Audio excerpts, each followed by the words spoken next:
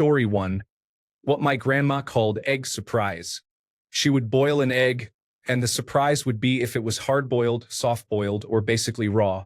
It was the only thing she could cook. Story 2. Or those little frozen pizzas. We would split one, and it was like a feast. It is not about the fancy food. It is about the memories. Honestly, sometimes those simple meals just hit the spot. Story 3. Beans and cornbread. Go out back and pick a green onion. My dad had about 2 acres planted and grew everything we needed except for bread and milk. Mama canned and froze food, and we had a pantry and a couple of freezers full by fall. Story 4. Regular rice and beans. Black beans, and I think my mom made the rice with chicken stock and maybe some butter. Story 5. My mom would mix eggs, leftover ham and leftover rice, pan-fry them, and then serve them on toast with a slice of cheese. Story 6. Pancakes for dinner were always a treat. It was even better if there were sliced apples added. With a glass of milk, you could feed a couple of kids for less than $1. Story 7. I don't think I've had a favorite meal. I was extremely ill throughout my entire childhood, but if you were to ask my daughter, I would almost guarantee that it was either homemade biscuits and gravy or what we called freezer night. Freezer night was when we didn't have much left to make meals, and there were lots of mismatched leftover items from the freezer. This could include 3 pizza rolls for mozzarella sticks, 1 small frozen pizza, 2 or 3 pieces of garlic bread, 1 waffle, 2 macaroni bites, and 3 jalapeno poppers. I'm just guessing about the quantities. That mixture, which included not enough to even make a snack and definitely not a meal, was something we didn't want to waste. So, a couple of times a month, we would have freezer night where I cooked all those leftover items, and we ate a little of this and a little of that until we couldn't take another bite except for whatever dessert we could find left over, too. Story 8. Every now and then, my mom would get 2 whole artichokes, steam them, and melt butter with a little salt and lemon juice. We would sit in the living room, watch The Simpsons, peel the leaves back, dip them in the butter, and eat the flesh off the leaves until we got down to the hearts. We would use a spoon to get the hairs out. The hearts were so amazing and tender. It was a special occasion meal, but it was my favorite. I also loved her baked tuna pasta and her chicken and dumplings. On Christmas, she would make caramels with a single pecan on top. They were amazing. I would stand on a stool and stir the caramel while she made other things. My dad was a chef, and he made this incredible wild rice and chicken curry soup that I could never get enough of. He has been retired for ages and doesn't have the recipe anymore. It was so good. He also used to make me a salad of artichoke hearts, hearts of palm, and tomatoes with just a simple dressing of olive oil, salt, and vinegar that I could eat a whole big bowl of. Story 9. Guys, move over. I've got this. It's ghetto lasagna, but I only knew it as Mom's macaroni, and she still makes it for me because it tastes like memories. Boil cheap macaroni noodles. Layer them twice with Kraft Singles cheese and diced tomatoes. Bake until the cheese is gooey. Enjoy. Just thinking about it makes me feel like I'm a kid again. Story 10. Gas station burgers contain about 5% meat, with the rest being filler. They offer little nutritional value but taste good when you're hungry. Story 11. My dad started his own business in his early 20s, shortly after I was born. For the first 5 years in business, they scraped by on very little money. We ate grilled cheese sandwiches for dinner almost every night, and on Sundays we had lunch with my grandparents and ate meat. Later on, my dad became very successful, but even then, and well into my adult life, I have always considered a good grilled cheese sandwich to be my #1 cheat meal. I don't know why, especially considering that it was all I ate for the first 6 to 7 years of my life, but I still love them and often think of my next monthly cheat. My wife and I have traveled the world and dined at some excellent restaurants, some at Michelin star level. If I had a choice and calories were not a concern, I would choose a grilled cheese sandwich with copious amounts of salted butter, 2 slices of yellow Captain John's bread, and 2 slices of Kraft Yellow American Singles over anything else. I would pair it with a glass of whole milk that my wife won't let me have either. Story 12. We couldn't afford frosted mini wheats, but food stamps allowed us to buy sugar and margarine. Regular mini wheats, which are shredded wheat, were something that came with WIC, so we would spread margarine and sugar on them, microwave them, and eat that as a snack. Story 13. Corned beef hash. Canned corned beef with frozen hash browns cooked with an onion. The whole meal for 4 people cost about $4. I still enjoy making it. Story 14.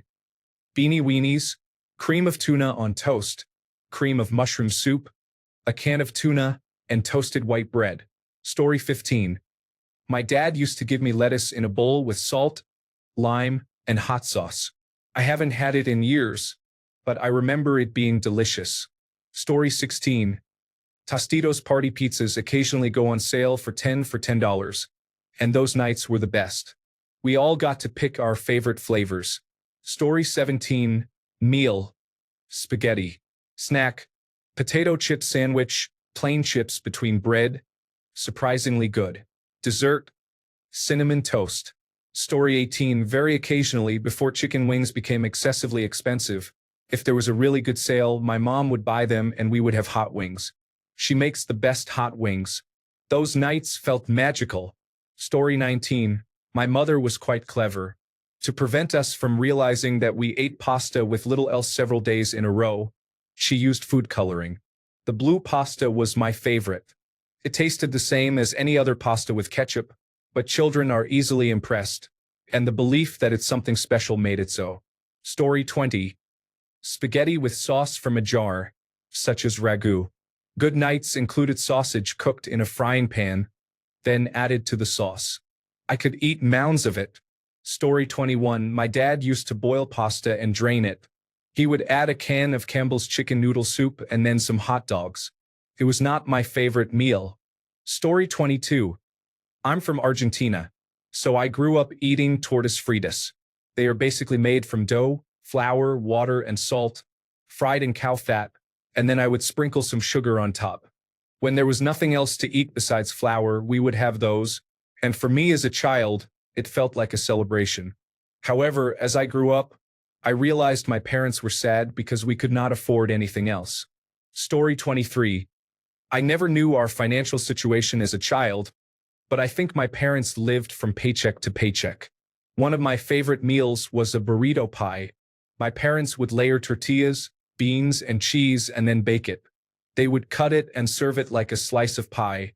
Story 24. Brown sugar chips are made by cutting tortillas into triangles, sprinkling brown sugar on top, and baking them until crisp. Story 25. Butter noodles. It was always margarine back then, but just boiled pasta and some margarine was my favorite. We would add sliced, pan-fried Spam if we were feeling adventurous. Story 26. Toast and chocolate milk. Make toast and butter it. Take a small cup of milk and use the powdered chocolate mix. Fold the toast in half and dunk it in the chocolate milk. Yum. It's still a treat for me when I want a nostalgic experience. Story 27. Cheese roll-ups. Grab a tortilla, add some shredded cheese, roll it up, and place it in the microwave for about 1 minute to melt the cheese. Story 28. I experienced 2 levels of poverty.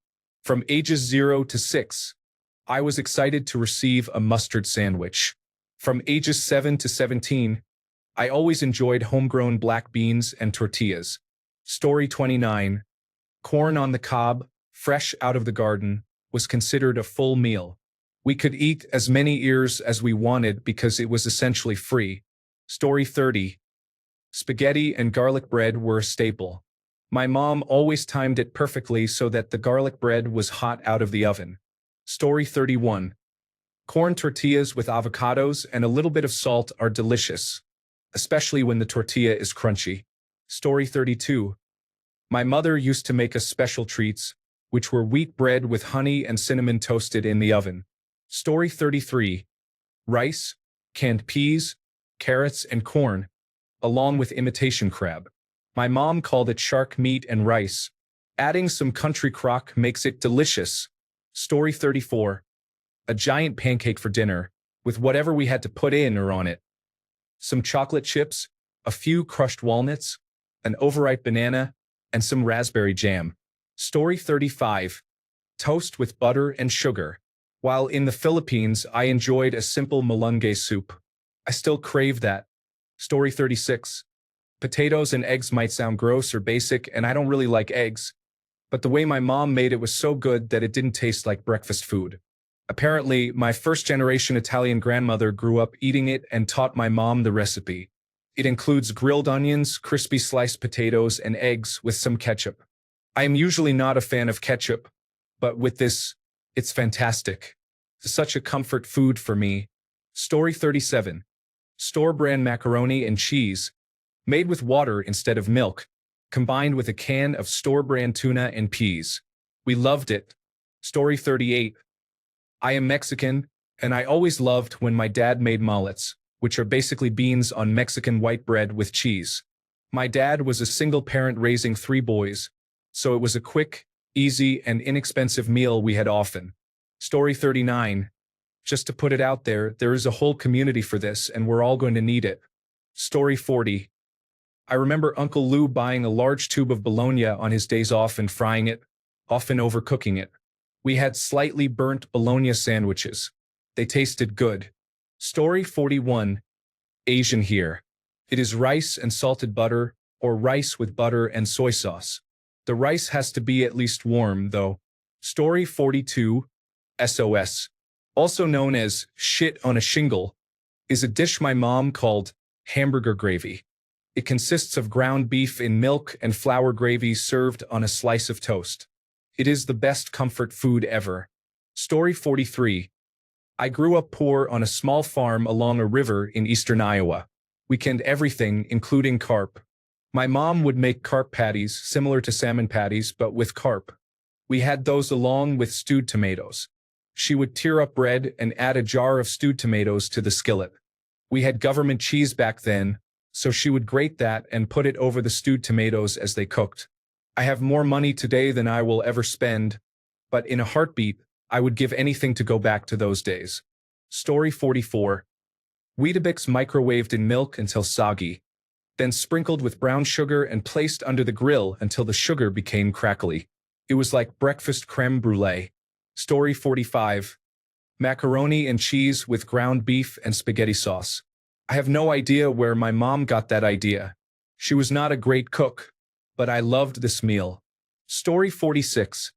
Instant noodles can be enhanced by adding vegetables or other ingredients. Baked beans on toast with grated cheese is another option, as using a large block of cheese is more cost-effective. A good rule of thumb is that the more filler you can add to your dish, the fuller you will feel. For example, 1 pack of instant noodles with a decent amount of water can also be enjoyed as a soup once seasoned. This method is popular for those looking to lose weight while staying satisfied. Story 47. Shepherd's pie, canned corn, vegetables, mashed potatoes, and ground beef, and if we were lucky, some cheese on top. Story 48. More so a breakfast snack, my dad would make donuts out of canned biscuits. We would take a medicine cup to punch the holes out, fry them, and toss them in cinnamon sugar. So good. Story 49. Cereal fills you up, satisfies your sweet tooth and your carb cravings all in one, and is incredibly affordable. Additionally, the bowl is easy to clean. Story 50. Did anyone here have onion sandwiches? They consisted of white bread with a thick slice of onion and Miracle Whip if we had it. We also had potato soup, which was made by boiling potatoes in water until they basically disintegrated. I actually enjoyed both the onion sandwiches and the potato soup. When we had some money, we would have cream of mushroom soup poured over egg noodles.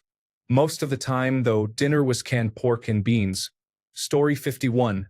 My mother used to make fried buttered noodles. It was super simple, just egg noodles, butter, and breadcrumbs fried in a skillet. When she was at work and my father was home, he would make spaghetti and add a jar of cheese spread, calling it cheesy noodles. We ate a lot of pasta dishes. Story 52. Home canned plums for breakfast. We were poor, but we had various fruit trees in the backyard, and my mom canned diligently. Story 53. My dad would put sweet peas and Italian green beans in a pot and heat them up. Then he'd crack eggs and add salt. I don't know what it was called, but it was good and hearty. Story 54. Cracker pizzas made with stale saltines, a piece of tomato, and a bit of cheese, microwaved until the cheese is soft. Story 55. Pastina, tiny star-shaped pasta, with butter, parmesan, and a drizzle of olive oil was a staple during our poorest times, but we loved it. It is often used as a sort of baby food in Italian households because of its soft texture. I used to enjoy it as a comfort food when I lived on the East Coast, but now I have to ship cases of it. It also makes a great transitional food after stomach bugs, with minimal seasonings, though I always like to add organic oregano for its gut health benefits. Most people don't know what I'm talking about when I bring it up, so I'm mostly posting here to see if I can find my Pastina friends. Story 56. Cream tuna on toast is essentially just hot milk with a can of tuna mixed in, served on toasted white bread. It may sound unappealing, but it is surprisingly delicious. My mom always prepared it with canned mandarin oranges on the side.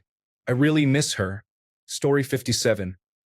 My mom used to make me cup soups when I was ill, and I swear it was the nicest soup I ever tasted. My grandmother also used to make packet noodles, but she would prepare them in the microwave and then cut them into small pieces. I have never been able to recreate the taste. I don't know how she did it. Story 58. Boiled potatoes with tomato and sour cream mix. Boiled potatoes with butter and salt. Cheese on white toast sandwich with ketchup and onion. Pierogi with white sauce made of milk, flour, and onions. Thanks a bunch for sticking around till the end of the video. Remember to subscribe, and until next time, stay awesome and goodbye.